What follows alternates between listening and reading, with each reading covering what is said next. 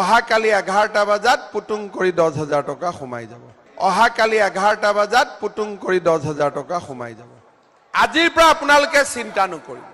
আৰু এটা মই ৰেচন কাৰ্ড থকা পৰিয়ালৰ কাৰণে আৰু এটা আঁচনি বনাই আছো, যিটো আঁচনি আহিলে দুখীয়া দৰিদ্ৰ ৰাইজৰ বহুত সুবিধা হ'ব। আজি মই যতে যাওঁ যুৱকসকলে মোক সোধে যে স্যাৰ পুলিচৰ দৌৰা কেতিয়া হ'ব? জুলাইতো আমি দৌৰিমে আকৌ এবাৰ পুলিচৰ চাকৰিৰ কাৰণে।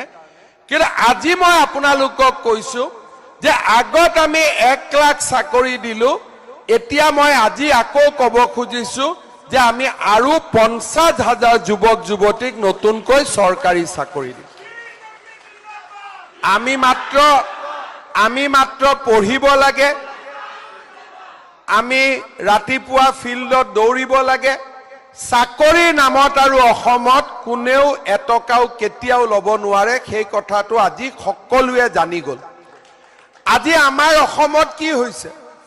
আগতে মানুহে খালি কয় যে আমাৰ অসমীয়া জাতিক সুৰক্ষিত কৰিব লাগিব। আৰে মাটিৰ পট্টাখনে যদি নাথাকে জাতি কেনেকে সুৰক্ষিত হ'ব? সকলোৱে শ্লোগান দিলে, কোনেও কৰিব নোৱাৰিলে। আজি মিছন বসুন্ধৰা আঁচনিৰ অধীনত আমি এটাকৈ পৰিয়ালসমূহক মাটিৰ অধিকাৰ দিছো। এতিয়া যিসকলৰ কাগজ এতিয়াও আছে ডিসি কোৰ্টত, বসুন্ধৰা 3ত আমি সকলোৰে মাটি বাৰীৰ কাম কাজ কৰি দিম, সেই বিষয়েও আপোনালোকে জানে। মই যেতিয়া মানুহক কওঁ যে আমাৰ বাইদেউসকলক লাখপতি বনাম, কংগ্ৰেছ বিলাকে মোক হাঁহে যে কেনেকে লাখপতি হ'ব। আৰে বাবা, হিমন্ত বিশ্ব শৰ্মা আছেতো, লাখপতি হৈ যাব, টেনশন ল'ব নালাগে। मोदी है तो मुमकिन है। मैं 2-1 मीटिंगत কৈ আছো যে ये मोदी का गारंटी है, साथ में मामा का वारंटी है। गारंटी লগত वारंटीও লাগিবতো, হয় না নহয়? আজি আপোনালোকে চাওক, যেতিয়া মই কলো যে অসমত অৰুণোদয় হ'ব, আৰে কেনেকে হ'ব? ফাঁকি কৈছে, ভোটৰ কাৰণে কৈছে। আজি অৰুণোদয় হল নে নাই? হল। এতিয়া মানুহে এইটো নামানে যে অৰুণোদয় হোৱা নাই। এতিয়া মানুহে কয় যে দাদা আমি অৰুণোদয় পোৱা নাই, হয় নে নহয়? আগতে মানুহে বিশ্বাস নকৰিছিল যে অৰুণোদয়ৰ দৰে আঁচনি হ'ব পাৰে। এতিয়া যেতিয়া 10 তাৰিখে টুপুং কৰি পইচাটো সোমাই যায়, তেতিয়া নোপোৱা বিলাকৰ মনটো বেয়া লাগে, হয়নে? কোনে কোনে অৰুণোদয় পোৱা নাই হাত দাঙকচোন চক।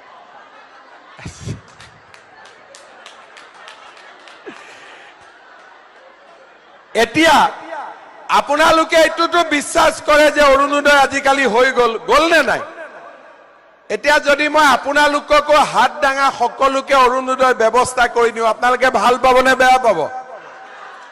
পিঠা খাব পাম নে নাই? পাম।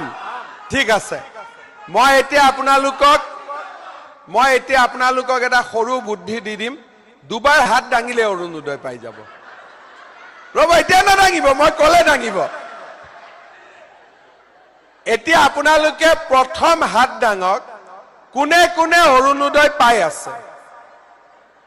আচ্ছা, পোৱাও অলপ চলপ আছে, একেবাৰে নোহোৱা নাই। ঠিক আছে, এই বাবা ৰখ অলপ, ৰ এতিয়া আচল, এতিয়া আচল, ৰখ বাবা ৰখ। যিসকলে অৰুণোদয় পোৱা নাই তেওঁলোকক মই সুধি আছো যে আপোনালোকৰ ৰেচন কাৰ্ডখন আছে নে নাই? হাত দাঙক, কাৰ কাৰ ৰেচন কাৰ্ড আছে। যোনে অৰুণোদয় পালে সি হাত নামাই দিয়ক, তাৰ লগত কথা নাই আৰু, এটা খালি পইচাটো বাঢ়ি থাকিব। এতিয়া আপোনালোকে চাওক, যোনে যোনে অৰুণোদয় পোৱা নাই তেওঁলোকৰ ঘৰত কিন্তু ৰেচন কাৰ্ড আছে, হয় নে নহয়? এতিয়া আপোনালোকে মাত্ৰ ৰেচন কাৰ্ডখন হাতত ৰাখি থৈ দিয়ক। যাৰ যাৰ ঘৰত ৰেচন কাৰ্ড আছে, এইটো হিমন্ত বিশ্ব শৰ্মাৰ প্ৰতিশ্ৰুতি, এইবাৰ আপোনালোকে সকলোৱে অৰুণোদয় পাই যাব। হ'ব। এতিয়া এতিয়া ভাত নাখালেও হ'ব নেকি আৰু আজি আপোনালোকক মই এটা কথা ক'ব খুজিছো যে মই মানুহৰ মাজত যাওঁ প্ৰথমকৈ অৰুণোদয় পোৱা নাই আগত বিশ্বাস নকৰিছিল এতিয়া বিশ্বাস কৰে আৰু আপোনালোকক মই কথা দিছো আজিৰ পৰা আপোনালোকে চিন্তা নকৰিব যাৰ যাৰ ঘৰত ৰেচন কাৰ্ড আছে তাক অৰুণোদয় মাকুমত মই দিহে এৰিম হ'ব আৰু যদি আপোনালোকে অৰুণোদয় নাপায় অহাবাৰ বিজেপিক ভোটে নিদিব হ'ব এই সঁচা সঁচিকৈ নিদিয়াকৈ নাথাকিব আকৌ দিব কিন্তু মই কৈছো আৰু এনে কিন্তু দিয়াটো দিবই দিবনে নাই নহলে ষ্টেজত আছে এমএলএ হ'বৰ কাৰণে চিন্তা কৰা মানুহবোৰ মুকে বেয়া পাব দাদা আমাৰ ভাঙি থৈ গল বুলি সবে এতিয়া এক মিনিট ৰক বাবু অৰুণোদয় পালো এখন ৰেচন কাৰ্ডত আমাৰ কি কি কাম হ'ব পাৰে এখন ঘৰত ৰেচন কাৰ্ড থাকিলে আমি অৰুণোদয় পাব পাৰো সেই কাৰণে মই সকলোকে ৰেচন কাৰ্ডখন দিয়াই দিলো ৰেচন কাৰ্ডখন থাকিলে 5 কেজি চাউল আমি বিনামূলীয়াকৈ পাব পাৰো ৰেচন কাৰ্ডখন থাকিলে আমি উজ্জ্বলা গেছ পাব পাৰো বজাৰতকৈ 400 টকা কিমান টকা কম তেলি বজাৰত গেছৰ সিলিন্ডাৰ আৰু উজ্জ্বলা সিলিন্ডাৰ কিমান 400 টকা হা 870 বাহিৰত আৰু উজ্জ্বলা হলে 300 টকা কমত পায় সাবসিডি পায় এটা ৰেচন কাৰ্ড থাকিলে প্ৰধানমন্ত্ৰী ডাঙৰীয়াই এখন কাৰ্ড দিয়ে যে বেমাৰ আজাৰ হলে আমি চিন্তা কৰিব নালাগে 5 লাখ টকা লৈকে আমি বিনামূলীয়া ট্ৰিটমেন্ট পাব পাৰো এতিয়া আৰু এটা মই ৰেচন কাৰ্ড থকা পৰিয়ালৰ কাৰণে আৰু এটা আঁচনি বনাই আছো যিটো আঁচনি আহিলে দুখীয়া দৰিদ্ৰ ৰাইজৰ বহুত সুবিধা হ'ব আজি আপোনালোকে জানে যে প্ৰত্যেকটো ৰেচন কাৰ্ড থকা পৰিয়ালত এজন উপাৰ্জনকাৰী ব্যক্তি থাকে এতিয়া উপাৰ্জনকাৰী ব্যক্তিজনৰ ভগৱানে নকৰক কিবা কাৰণত যদি মৃত্যু হয় বা বেমাৰ হয় ঘৰখনত ইনকাম নোহোৱা হৈ যায় চৰকাৰৰ পৰা টকা খুজিলো এমএলএ 25,000 20,000 টকা দিলে কাৰ্ডত গলো 5 লাখ টকা লৈকে ট্ৰিটমেন্ট পালো কিন্তু নগদ টকা আমাৰ হাতত নাথাকে আৰু মৃত্যু হলে পৰিয়ালটোতো অন্ধকাৰ নামি আহে সেই কাৰণে এইবাৰ আমি সিদ্ধান্ত লৈছো যে ৰেচন কাৰ্ডৰ পৰিয়ালৰ মুৰব্বীজনক আমি এটা ইন্সুৰেন্স কৰাই দিম ইন্সুৰেন্সৰ প্ৰিমিয়াম আপোনালোকে দিব নালাগে চৰকাৰে ইন্সুৰেন্সৰ প্ৰিমিয়াম দিব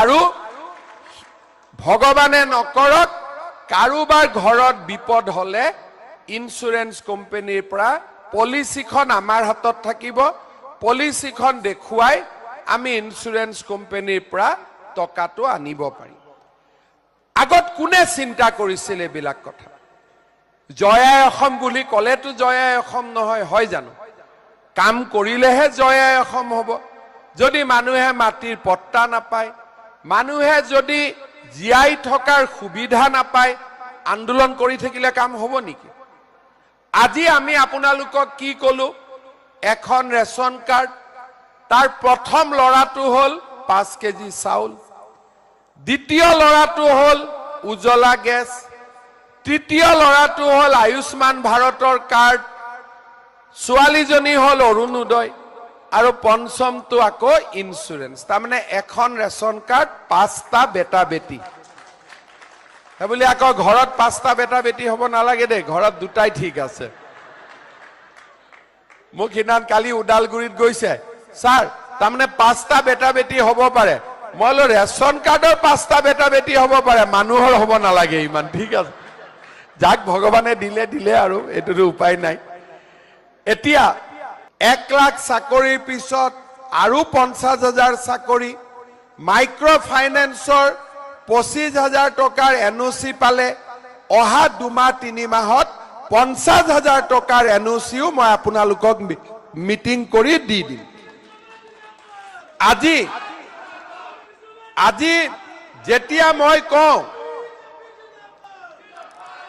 আজি যেতিয়া মই ৰাইজক কওঁ যে অসমৰ মানুহক আই মাতৃসকলক আমি লাখপতি বাইদেউ কৰিম তেতিয়া মানে কয় এনে ফৰ্ম দিলে ক'ত পইচা পাব আৰে তহঁতি চিন্তা কৰি থাক নাপায় ইলেকশ্যনৰ পিছতে এদিন মই ভাল দিনত কৈ দিম অহা কালি 11টা বজাত পুতুং কৰি 10,000 টকা সোমাই যাব বাইদেউসকলে ফৰ্ম ফিল আপ কৰিছে নে নাই কোনে কোনে কৰিছে হাত ডাঙক